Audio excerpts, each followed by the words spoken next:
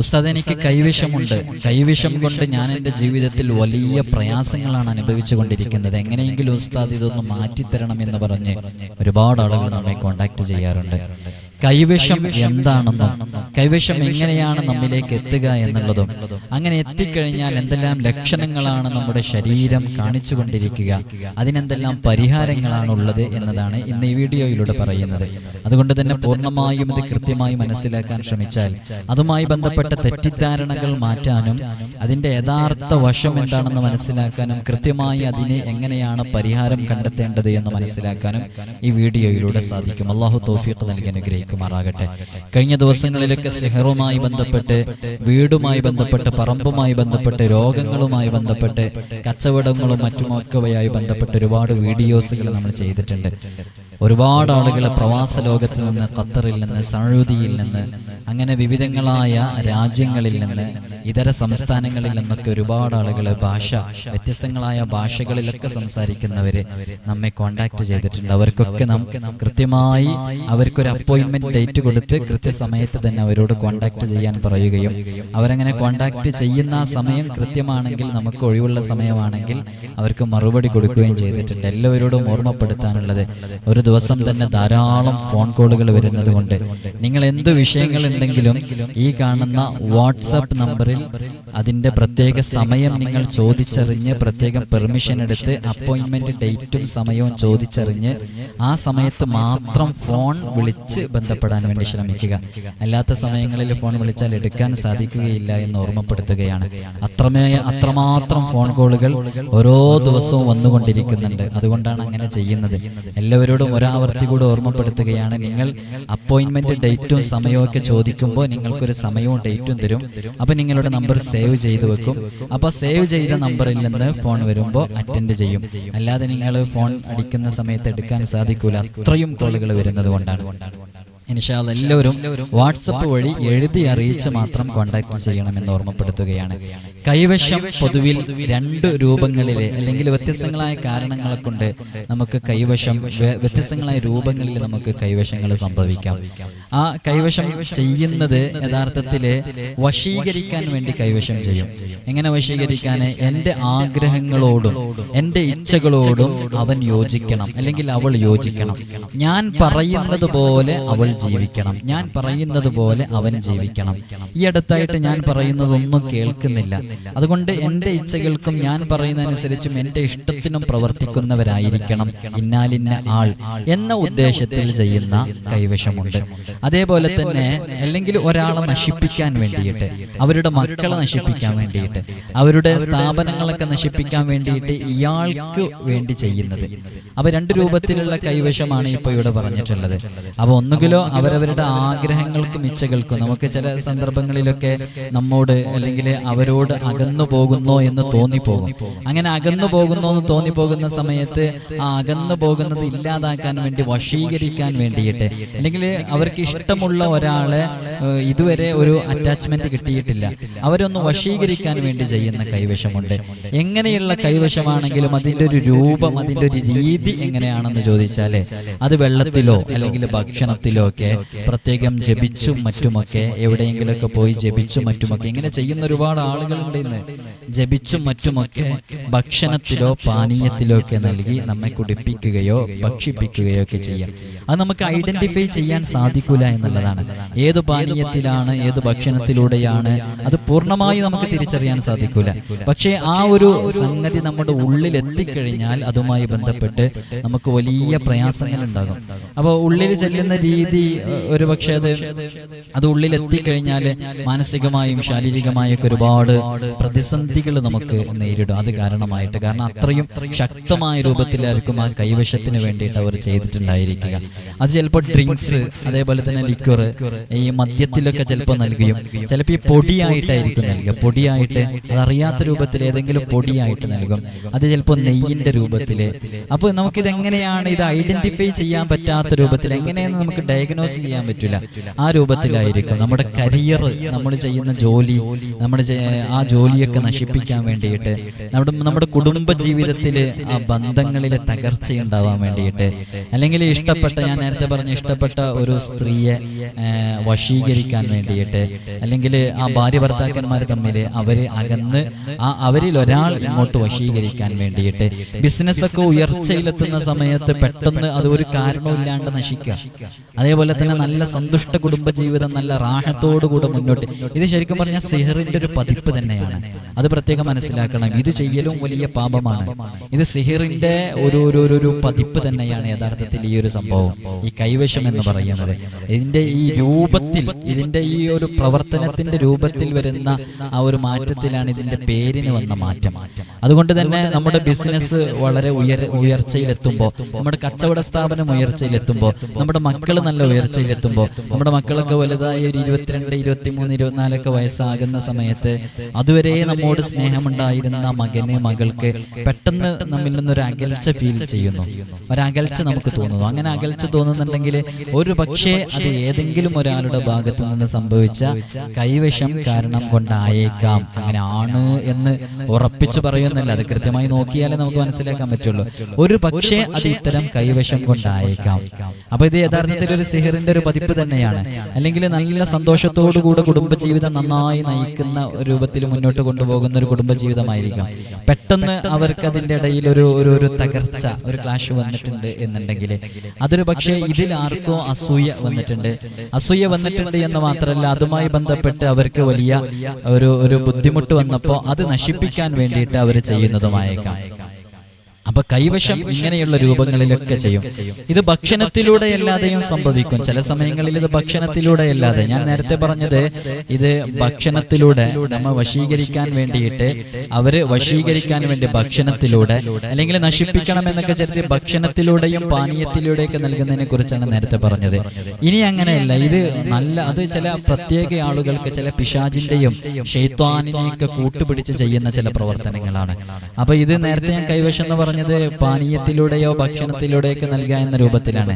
ഇനി ആഹാരത്തിലൂടെ, ഭക്ഷണത്തിലൂടെ അല്ലാതെ പൈശാചികമായി പിശാചിനെയും ശൈത്വാനിനെയൊക്കെ നല്ലോണം സ്വാധീനം ചെലുത്തി നന്നായി മന്ത്രിച്ച് അവരുടെ ശരീരത്തിലേക്ക് ഒരു പ്രത്യേക സംഭവം അങ്ങനെ അങ്ങ് വരുത്തി വെക്കുന്ന രൂപത്തിലും ഇങ്ങനെ കൈവശം സംഭവിക്കാറുണ്ട്. അപ്പൊ ചില ആളുകളൊക്കെ പറയുന്നത് കേട്ടില്ലേ, ഞാൻ പുറത്ത് തീരെ ഇറങ്ങാറില്ല, ഞാൻ ഒരാൾക്കും ഒരു ദോഷവും ചെയ്യാറില്ല, ഞാൻ ഹോട്ടലിൽ നിന്ന് ഭക്ഷണം കഴിക്കാറില്ല, ഞാൻ മറ്റൊരാൾ തന്ന ഭക്ഷണം ഇതുവരെ കഴിച്ചിട്ടില്ല, പിന്നെ എങ്ങനെ എനിക്ക് കൈവശം സംഭവിച്ചു എന്നൊക്കെ ചോദിക്കാറുണ്ട്. അപ്പോൾ വല്ലാതെ അതിനെക്കുറിച്ച് പഠിച്ച ആളുകൾക്ക് അത് മനസ്സിലാക്കാൻ പറ്റും. അത് ചിലപ്പോൾ ഈ രൂപത്തിൽ ശൈത്വാനിനെയൊക്കെ സ്വാധീനപ്പെടുത്തി നന്നായി ദുർമന്ത്രവാദങ്ങളും അതേപോലെ തന്നെ കൂടോത്രങ്ങളൊക്കെ നടത്തി വല്ലാതെ അതിനെ സ്വാധീനപ്പെടുത്തിയിട്ട് അത് പ്രത്യേകം അവരുടെ ശരീരത്തിലേക്ക്, അങ്ങനെയാണ് ചില പ്രവാസികളൊക്കെ പ്രയാസപ്പെടുന്നത്. ആ പ്രവാസികൾക്കൊക്കെ അവര് ബിസിനസ്സിലൊക്കെ നന്നായി ഉയർന്നു, അവര് സ്റ്റാർട്ടിങ്ങിലേക്ക് പോയി, 1 വർഷമൊക്കെ കഴിഞ്ഞ്, 1.5 വർഷമൊക്കെ കഴിഞ്ഞ്, 2 വർഷമൊക്കെ ആകുമ്പോഴേക്ക് ബിസിനസ് നന്നായി ഉയർന്നു, അവർ 1-2 ദിവസത്തിന് നാട്ടിലേക്ക് വരും, പിന്നീട് തിരിച്ചങ്ങോട്ടേക്ക് പോകും.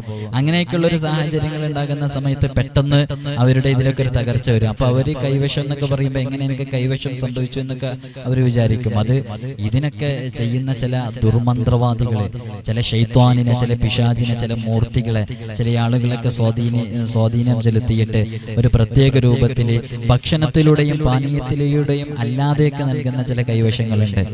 അത്തരം കൈവശങ്ങൾ, അതാണ് ആർക്കും ദോഷമില്ലാത്ത രൂപത്തിൽ ജീവിക്കുന്ന ആളുകൾക്കും ചിലപ്പോൾ കൈവശം സംഭവിക്കാം. അതേപോലെ തന്നെ ചിലപ്പോൾ നമ്മുടെ അശ്രദ്ധ മൂലം, നമ്മുടെ പ്രവർത്തനങ്ങൾ കൊണ്ട് തന്നെ നമുക്ക് കൈവശം ഉണ്ടായേക്കാം. അതെങ്ങനെയാണെന്ന് ചോദിച്ചാല്, ചിലപ്പോൾ നമ്മൾ നഖം ഇങ്ങനെ നീട്ടി വളർത്തും. അങ്ങനെ നഖം നീട്ടി വളർത്തുന്ന സമയത്ത് ആ നഖത്തിന്റെ അടിയിൽ അഴുക്കുകൾ ഉണ്ടാകും. അപ്പൊ നമ്മൾ ഭക്ഷണം കഴിക്കുമ്പോൾ ആ നഖത്തിന്റെ അടിയിലുള്ള ചെളി, ആ അഴുക്കുകൾ അറിയാതെ നമ്മുടെ ഉള്ളിലേക്ക്, വയറിലേക്ക് എത്തും. അങ്ങനെ എത്തുമ്പോൾ ആ ഭക്ഷണം അതിന്റെ അഴുക്കില് ഹബീബായ സല്ലല്ലാഹു അലൈഹി വസല്ലം തങ്ങൾ പറഞ്ഞില്ലേ, നിങ്ങൾ നഖങ്ങൾ നീട്ടി വളർത്തരുത്, അതിനിടയിൽ പിശാച് വസിക്കുന്നുണ്ട്, ശൈത്വാൻ വസിക്കുന്നുണ്ട്. ആ പിശാച് നിങ്ങൾ ഭക്ഷണം കഴിക്കുന്നതിലൂടെ അകത്തേക്ക് പ്രവേശിക്കും.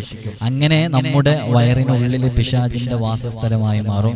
അങ്ങനെ പിശാചിന്റെ ഒരു പ്രയാസങ്ങൾ നമ്മുടെ വയറിലുണ്ടാകും. അതുകൊണ്ട് തന്നെ നിങ്ങൾ നഖങ്ങൾ നീട്ടി വളർത്തരുതെന്ന് ആദരവായ ഹബീബ് സല്ലല്ലാഹു അലൈഹി വസല്ലം തങ്ങൾ പറഞ്ഞിട്ടുണ്ട്. അപ്പോ നമ്മുടെ നഖത്തിന്റെ ഉള്ളിലൂടെ ഒരുപക്ഷെ നമ്മുടെ പ്രവർത്തനങ്ങൾ കാരണമായിട്ട് തന്നെ അശ്രദ്ധ മൂലം ഉള്ളിലേക്ക് ചിലപ്പോ ഇതേ രൂപത്തിൽ കൈവശം മറ്റൊക്കെ സംഭവിക്കാം. ചില ആളുകളുടെ അടുക്കലൊക്കെ ചെല്ലുമ്പോൾ അത് നന്നായിട്ട് ശ്രദ്ധിക്കണം. എൻ്റെ ഈ വാക്കുകൾ കേൾക്കുന്ന ഓരോരുത്തരും, പല ആളുകളും പല രൂപത്തിലും കൈവശം എടുത്തു കൊടുക്കുന്നുണ്ടെന്ന് പറഞ്ഞ് നേരെ ചെന്ന് അവര് നേരെ നമ്മുടെ വയറിന്റെ അടുത്ത് നിന്ന് ഇങ്ങനെ കൈവശം ഇങ്ങനെ എടുത്തിട്ട് ഇതാ നിങ്ങളുടെ കൈവശം എന്ന് പറഞ്ഞ് കാണിച്ചു കൊടുക്കുന്ന ചില മാജിക്കുകളൊക്കെ കാണാറുണ്ട്. അങ്ങനെ എടുക്കാൻ പറ്റുന്നൊന്നും തോന്നുന്നില്ല. അങ്ങനെ എടുത്ത് കളയാവുന്നതുമല്ല ഈ കൈവശം.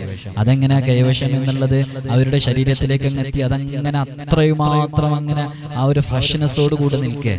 ചില ഫോട്ടോസിലൊക്കെ കാണിക്കുക. പല ആളുകളും നമ്മളുടെ അടുക്കൽ വരുമ്പോൾ അവർ നമുക്ക് ഫോട്ടോസ് കാണിച്ചിട്ടുണ്ട്. എൻ്റെ കൈവശം എടുത്ത് കളഞ്ഞതാണല്ലോ ഉസ്താദെ, ഇതാണ് അവർ കൈവശം എടുത്തതിൻ്റെ ഫോട്ടോ എന്നൊക്കെ പറഞ്ഞ് കാണിച്ചു തരാറുണ്ട്.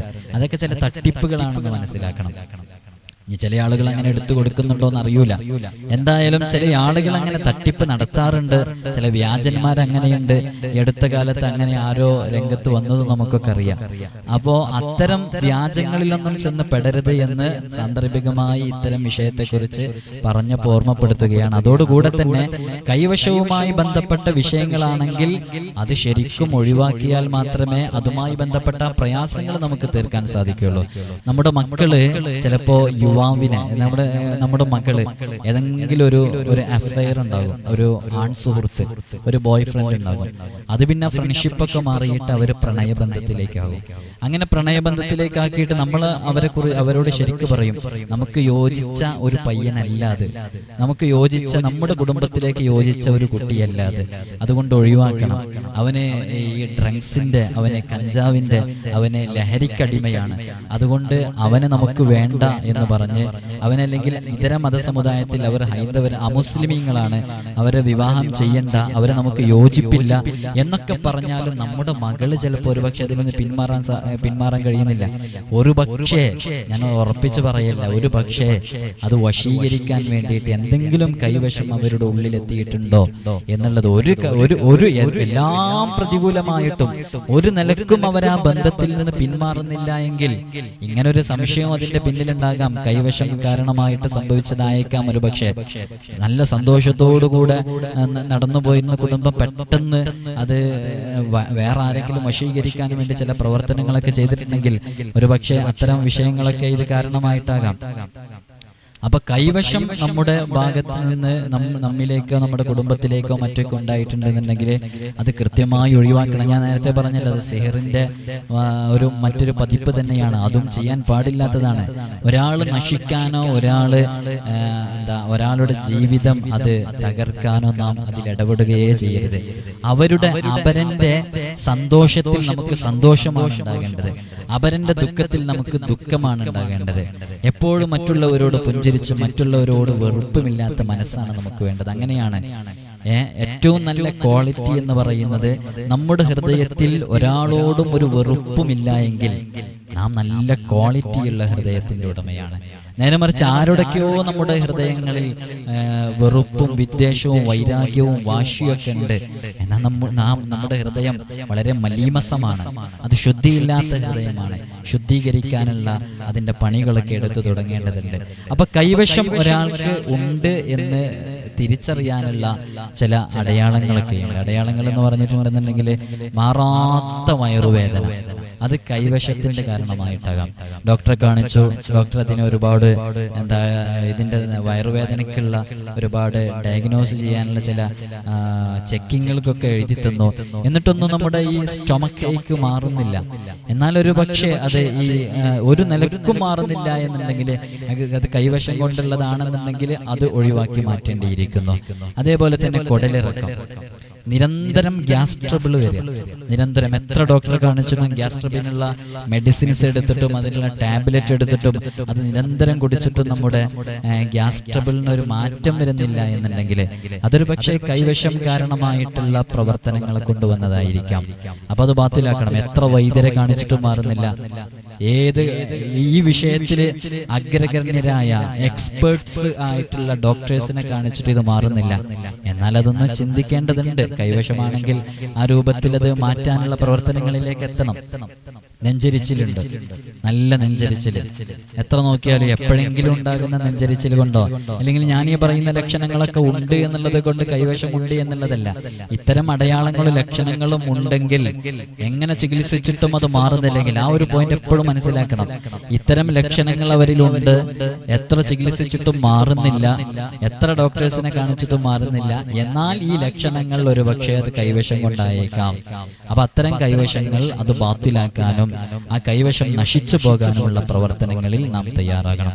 നശിച്ചു പോകാൻ നല്ല ഒരുപാട് അമലുകളുണ്ട്. ഒരുപാട് അമലുകളുണ്ട്. ആ അമലുകളിലേക്ക് പ്രവർത്തിക്കാനും ചെയ്യാനൊന്നും പണികളൊന്നുമില്ല. ജസ്റ്റ് ഒരു 10-20 മിനിറ്റിന്റെ സമയമേ ഉള്ളൂ അത് ചെയ്തു തീർക്കാൻ. നല്ല ഫലമുള്ള ഒരുപാട് അമലുകൾ അതിനുണ്ട്.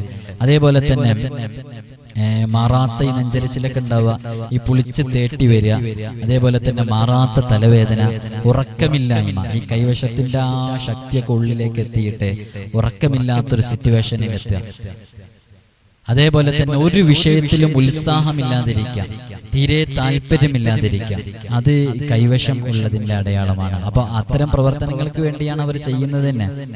അവരൊരു പ്രത്യേക ആവശ്യത്തിന് വേണ്ടി, ഞാൻ പറഞ്ഞല്ലോ നേരത്തെ, ഒന്നുകിലോ ഒരാളെ നശിപ്പിക്കാൻ, അവരുടെ മക്കളെ നശിപ്പിക്കാൻ, അവരുടെ ഉയർച്ചയിൽ അസൂയ ഉണ്ടാകുക, അവരുടെ ബിസിനസ്സിൽ, അവർ ചെയ്യുന്ന ജോലിയിൽ, അവരുടെ കരിയർ കണ്ടിട്ട്, അവരുടെ പ്രൊഫഷണൽ ലൈഫ് കണ്ടിട്ട്, അവർ ബിസിനസ്സിൽ ചെയ്യുന്ന അവരുടെ ആ ഉയർച്ച കണ്ടിട്ട്, ഇതൊക്കെ കണ്ടിട്ട് അയാളെ തകർക്കാൻ വേണ്ടിയിട്ടോ അല്ലെങ്കിൽ അയാൾ ഏതെങ്കിലും ഒരു സ്ത്രീയോ അല്ലെങ്കിൽ ഒരു പുരുഷനോ വശീകരിക്കാൻ വേണ്ടിയിട്ടോ ഒക്കെ ചെയ്യുമ്പോൾ ഇത്തരം പ്രവർത്തനങ്ങളൊക്കെ ശരീരം കാണിച്ചുകൊണ്ടേയിരിക്കും. ഏകനായിരിക്കാൻ വേണ്ടി തോന്നുക, എപ്പോഴും തനിച്ചിരിക്കാൻ വേണ്ടി തോന്നുക. ഇങ്ങനെയുള്ള അടയാളങ്ങളൊക്കെ ധാരാളമായിട്ടുണ്ട്. എത്ര ചികിത്സിച്ചിട്ടും ഇതൊന്നും മാറുന്നില്ല. എന്നാൽ അത് കൈവശം കാരണമായിട്ട് സംഭവിച്ചതാകാം. അങ്ങനെ കൈവശം കാരണമായിട്ട് സംഭവിച്ച പ്രശ്നങ്ങളാണെങ്കിൽ അത് മന്ത്രിച്ച് തന്നെ പരിഹരിക്കണം. അത് മന്ത്രിച്ചിട്ട് കൈവശം ബാത്തിലാക്കാനുള്ള പ്രവർത്തനങ്ങളുമായി ബന്ധപ്പെട്ട് അത് ബാത്തിലാക്കാൻ വേണ്ടി ശ്രമിക്കണം. അല്ലെങ്കിൽ അതുമായി ബന്ധപ്പെട്ട് അനുഭവിക്കുന്ന വിഷയങ്ങളും വിഷമങ്ങളൊന്നും മാറൂല. ഇത്തരം ലക്ഷണങ്ങളൊക്കെ അത് ധാരാളമായിട്ട് അതൊരു ഒരു ലോങ് പീരിയഡില് അത് ഒരുപാട് കാലം ഇതിങ്ങനെ നിലനിന്നുകൊണ്ടിരിക്കുകയാണ്. ഈ ലക്ഷണങ്ങളൊന്നും ഒരു നിലക്കും അത് മാറുന്നില്ല. ചില ആളുകളൊക്കെ പറയാറുണ്ട്, ഉസ്താദേ എൻ്റെ മോൾക്ക് നല്ല വയറുവേദനയാണ്, ഒരുപാട് ഡോക്ടേഴ്സിനെ കാണിച്ചു, ഒരു മാറ്റമില്ല. അപ്പൊ നോക്കണം, ഒരു മാറ്റമില്ല എന്നുണ്ടെങ്കിൽ എത്ര ഡോക്ടേഴ്സിനെ കാണിച്ചാലും നല്ല എക്സ്പേർട്സ് ഡോക്ടേഴ്സ് അല്ലേ, അവര് നോക്കിയിട്ടൊന്നും കണ്ടെത്താൻ സാധിക്കുന്നില്ല എന്നുണ്ടെങ്കിൽ അതിന് വേറെ എന്തെങ്കിലും ദോഷങ്ങൾ ഉണ്ടോ എന്നുള്ളത് നോക്കണം. ആ ദോഷങ്ങൾ ഉണ്ടോ നോക്കിയിട്ട് അതിനുള്ള പരിഹാരങ്ങളിലേക്ക് എത്തണം. ഇങ്ങനെ കൈവശം സംഭവിച്ചു കഴിഞ്ഞാൽ ആ കൈവശം ബാത്തിലാക്കാനുള്ള ഒരുപാട് മാർഗങ്ങളുണ്ട്. ഇത് ഞാൻ പറഞ്ഞല്ലോ, സിഹറിന്റെ ഒരു പതിപ്പാണ്. ഇത്തരം വിഷയങ്ങളിലേക്കൊന്നും ഒരാളും പ്രവേശിക്കരുത്. നേരത്തെ ഞാൻ സിഹറുമായി ബന്ധപ്പെട്ട വിഷയങ്ങൾ പറഞ്ഞിരുന്നു. ഒരുപാട് ആളുകൾ ഈ വിനീതിനെ ഫോൺ ചെയ്തിട്ടുണ്ട്. ഞാൻ എല്ലാവരോടും ഒരു ആവർത്തി കൂടെ ഞാൻ എല്ലാവരോടും ഓർമ്മപ്പെടുത്തുകയാണ്. ഞാൻ ഈ ഫോൺ ചെയ്യുമ്പോൾ നിങ്ങൾക്ക് തന്നെ അറിയാം, ഫോൺ ചെയ്യുമ്പോൾ ഞാൻ എടുക്കലില്ല. ഞാൻ എടുക്കാത്ത കാരണം എന്താണെന്ന് വെച്ചാൽ, നിങ്ങൾ അപ്പോയിന്റ്മെന്റ്, ഞാൻ എപ്പോഴും എല്ലാ വീഡിയോയിലും പറയാറുണ്ട്, നിങ്ങളൊരു അപ്പോയിന്റ്മെന്റ് ഡേറ്റും സമയവും നിങ്ങൾക്ക് നൽകപ്പെടും. ആ നൽകപ്പെടുന്ന സമയത്ത് നിങ്ങൾ വാട്സപ്പ് വഴി, ഈ കാണുന്ന നമ്പറിൽ നിങ്ങൾ വാട്സപ്പ് വഴി, ഉസ്താദേ എൻ്റെ പ്രശ്നങ്ങൾ ഇതാണ്, ഞാൻ ഇന്ന നാട്ടിൽ നിന്നാണ് കോണ്ടാക്ട് ചെയ്യുന്നത്, എൻ്റെ വിഷയം ഇതാണ്, എനിക്കൊരു അപ്പോയിന്റ്മെന്റ് ഡേറ്റ് വേണം, സമയം വേണം എന്ന് നിങ്ങൾ അറിയിക്കുക. അങ്ങനെ അറിയിക്കുന്ന സമയത്ത് നിങ്ങൾക്ക് ഇവിടുന്ന് അഡ്മിൻസ് ആരെങ്കിലും അതിന് കൃത്യമായ ഒരു ഡേറ്റും സമയവും എഴുതി പറഞ്ഞു തരും. ആ സമയത്ത് നിങ്ങൾ ഫോൺ ചെയ്യുമ്പോൾ അവര് ഈ ഫോൺ നമ്പർ സേവ് ചെയ്ത് വെച്ചിട്ടുണ്ടാവും. അപ്പൊ സേവ് ചെയ്ത നമ്പറിൽ നിന്നായിരിക്കും ഫോൺ എടുക്കുക. നിങ്ങളിതിങ്ങനെ ഒരുപാട് അടിച്ചുകൊണ്ടിരിക്കുമ്പോൾ നമുക്ക് മറ്റുള്ളവർക്ക് റീപ്ലൈ കൊടുക്കാൻ അത് പ്രയാസം വരുന്നുണ്ട്. അതുകൊണ്ട് നിങ്ങൾ അപ്പോയിന്റ്മെന്റ് എടുത്തതിന് ശേഷം മാത്രം കോൺടാക്ട് ചെയ്യാൻ ഓർമ്മപ്പെടുത്തുകയാണ്. അപ്പോൾ സിഹറുമായി ബന്ധപ്പെട്ട് ഞാനൊരു വീഡിയോ ചെയ്തിരുന്നു. അതേപോലെ തന്നെ ഒരുപാട് വിഷയങ്ങളിൽ വീഡിയോ ചെയ്തിട്ടുണ്ട്. അപ്പൊ അതുമായി ബന്ധപ്പെട്ടിട്ടൊക്കെ ജോലിയുടെ തടസ്സം നീങ്ങാൻ, വിവാഹ തടസ്സം നീങ്ങാൻ, വീടും പുരയുടെ ഒക്കെ വിറ്റുപോവാൻ, ഇത്തരം വിഷയങ്ങളിലൊക്കെ ഒരുപാട് ആളുകൾ കോൺടാക്ട് ചെയ്യുന്നുണ്ട്. അവർക്കൊക്കെ ഈ അപ്പോയിന്റ്മെന്റ് എടുത്ത് ഡേറ്റ് എടുത്ത ആളുകൾക്കൊക്കെ നമ്മൾ കൃത്യമായി മറുപടി കൊടുത്തിട്ടുണ്ട്. വരാൻ ചോദിക്കുന്ന ആളുകളോടൊക്കെ ഓർമ്മപ്പെടുത്താനുള്ളത്, ഇനി ഡിസംബർ മുതലേ വരാനുള്ള ഡേറ്റുകൾ ബാക്കിയുള്ളൂ, ബാക്കി എല്ലാം ഫില്ലായിട്ടുണ്ട്.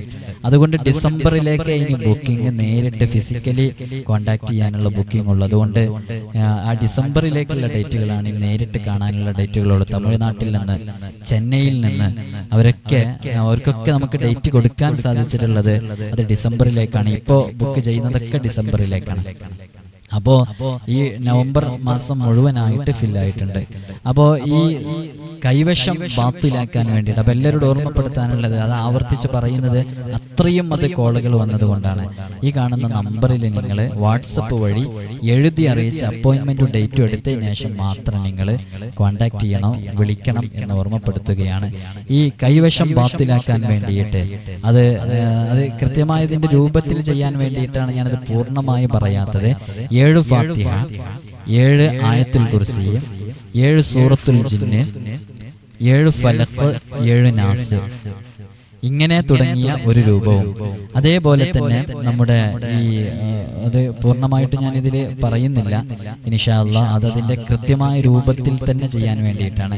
അത് കേവലം വെള്ളത്തിൽ മന്ത്രിച്ചു ചെയ്യാനുള്ളതല്ല, അതൊരു പ്രത്യേക രൂപത്തിൽ നാം തയ്യാറാക്കുന്ന, നാം പറഞ്ഞു തരുന്ന ഒരു രൂപത്തിൽ തന്നെ അതിൻ്റെ ഇൻഗ്രീഡിയൻസ്, അതിൻ്റെ സംഭവങ്ങൾ നിങ്ങൾ വൈദ്യരുടെ കടയിൽ പോയിട്ട് വാങ്ങിച്ചിട്ട് അതിലാണ് നിങ്ങൾ ഈ പറയുന്ന സംഭവങ്ങളൊക്കെ മന്ത്രിച്ചിട്ട് ചെയ്യേണ്ടത്. അതുകൊണ്ട് തന്നെ കൈവശവുമായി ബന്ധപ്പെട്ട് ലക്ഷണങ്ങളൊക്കെ മനസ്സിലാക്കിയുള്ള ആളുകൾ കൃത്യമായി അപ്പോയിൻമെന്റ് ഡേറ്റും കാര്യങ്ങളൊക്കെ ചോദിച്ചറിഞ്ഞ് ആ വിഷയത്തിലേക്ക് ഇറങ്ങുമ്പോൾ അതുമായി ബന്ധപ്പെട്ട് എല്ലാവർക്കും ഇത് ആവശ്യം ഉണ്ടാവില്ലല്ലോ, അവർക്ക് അതിന്റെ വിഷയങ്ങളൊക്കെ അറിയിച്ചു കൊടുക്കും. അല്ലാഹു സുബ്ഹാനഹു വ തആല സകല പ്രയാസങ്ങളും അനുഭവിക്കുന്നവർക്ക് വലിയ സലാമത്ത് നൽകി അനുഗ്രഹിക്കുമാറാകട്ടെ. കൈവശം എന്നുള്ളത് അത് നമ്മുടെ, ഞാൻ നേരത്തെ പറഞ്ഞല്ലോ, അത് ശരിക്ക് നമ്മുടെ വയറിന്റെ ഉള്ളിലേക്ക് എത്തിയതുമാകാം, ചില പൈശാചികമായ സ്വാധീനം ചെലുത്തിയിട്ട് അത് നേരിട്ട് ചെയ്യാതെ അത്തരം ഒരു ബുദ്ധിമുട്ട് നമ്മിലേക്ക് എത്തിപ്പിച്ചതുമാകാം.